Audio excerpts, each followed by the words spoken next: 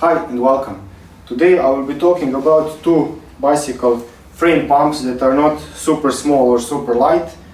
One is made by this company, Topeak. I'm not sure how to pronounce it. That's this one, and the other one is made by this company called Lezyne. And that one is Microfloor Drive HP. Okay, and this one is the model Mini Morph by Topeak. So I'll talk about their pros and cons and why I decided that it's a good idea to buy a pump like this. So let us start. First, for Presta valves, the thin ones. I made a video about bicycle valve types, so I may make that pop up in your top right hand corner if I don't forget. And this is a small frame pump for Presta valves that goes to very high pressure. It's Airstick SL by Blackburn, and this has served me very well for a lot of years. The problem with this pump is that you have to make sure to hold when you're pumping. Here, this is how it works. To make sure that you hold against it so that you don't exert pressure on the Presta valve. This is for Presta only, and not break it while it's in a wheel. Of course, you don't pump it up just like this. So that's one downside, and it's very small, and when you need to pump up to a higher pressure it can be a bit tiring, tedious, and so it has a downside. And as I'm not very concerned about weight, and I usually haul a backpack or some panniers wherever I ride, I thought that it's a good idea to get a pump with a hose that should allow me to put it on the ground and relatively easily pump a tire. So the basic idea is that this allows me to put my foot on it, and this is not super short, so I can put it onto a valve and then just use ground as leverage while I'm pumping a tire, and that generally is the preferred way for me, at least. So that's one thing. The other thing is the air volume. This is great air volume by both of these pumps, so they let me pump up a tire faster, and they are both designed, these models, for higher pressure, so they can go to at least 6 bars or even 8 if I think. I will have to double check that. I'll put Amazon affiliate links with product details and prices separately. These are not cheap, about $30 I think. This one is a bit more expensive, maybe about 40. Again, I'm not sure. And this one is not as expensive, but still not cheap. The pros and cons. Let me see. This one, the downside is that the switching from automobile valve to Presta is a bit more tricky, but when you put this onto a valve and you lock it in place, it just works. There's no fiddling around, so either Presta or Schrader. This one is now for automobile valve set. Let me see. Here it is. You just put it over a valve and you lock it, and it stays, it works. When you're done, you release it. So, but in order to switch, you need to unscrew this. It's very small, not a lot of place to purchase it. And then you have to take this out, and then you have to get it the other way around. So this is for automobile valves, and in order to use it for Presta valves you have to switch it around, then put it back in place, and then screw this back on, and now it works for Presta. So it's not very intuitive, it's not very practical for me at least, and it takes time, so I would rather use this and carry a Presta valve adapter for automobile valves, and then use just this section with an adapter. I'll show you the adapter in just a minute.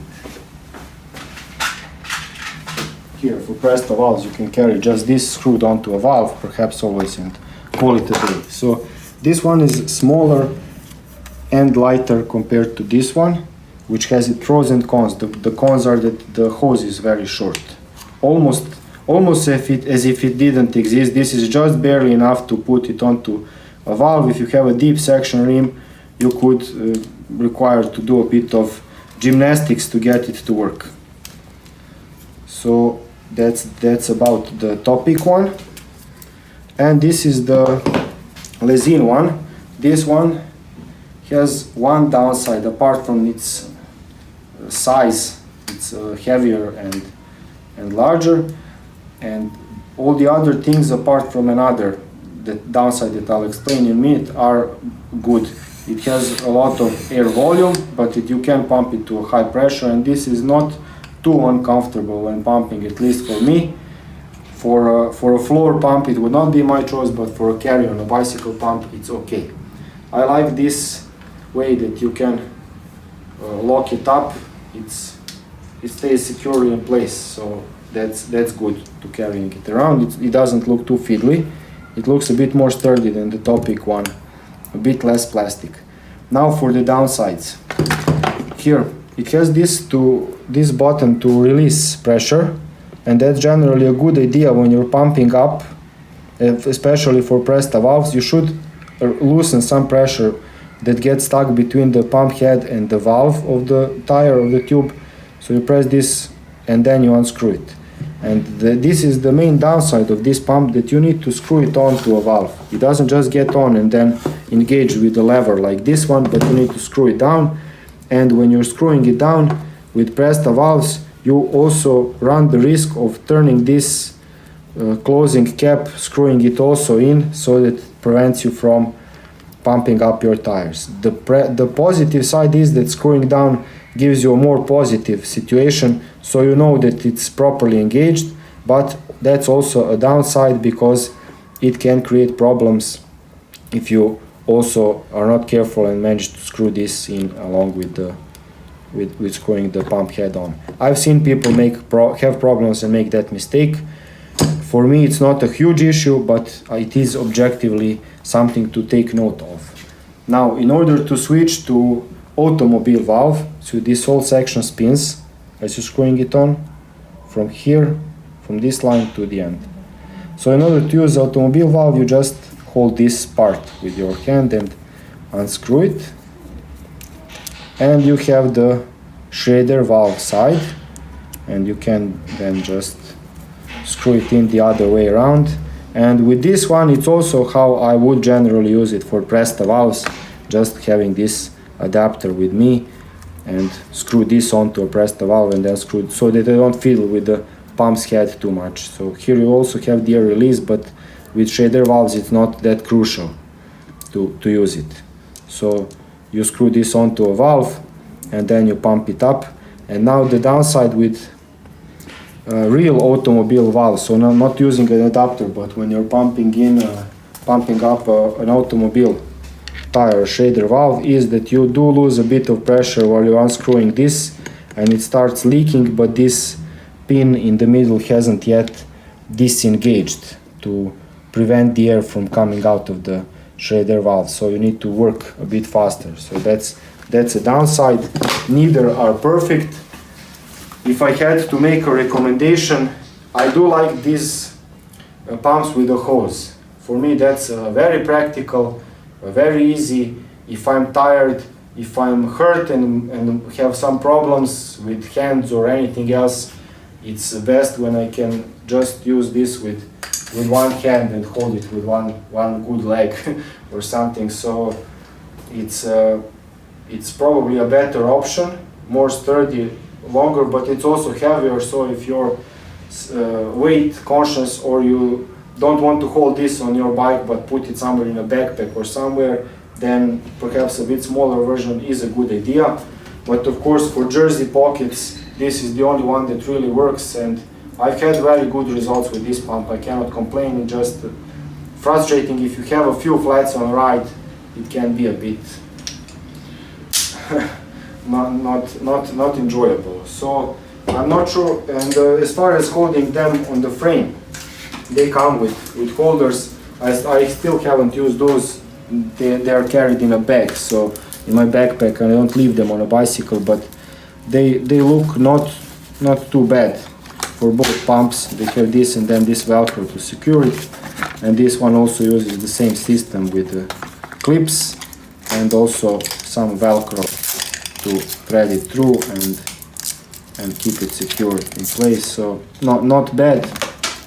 I think it will do the job if you wish to put this on a bicycle.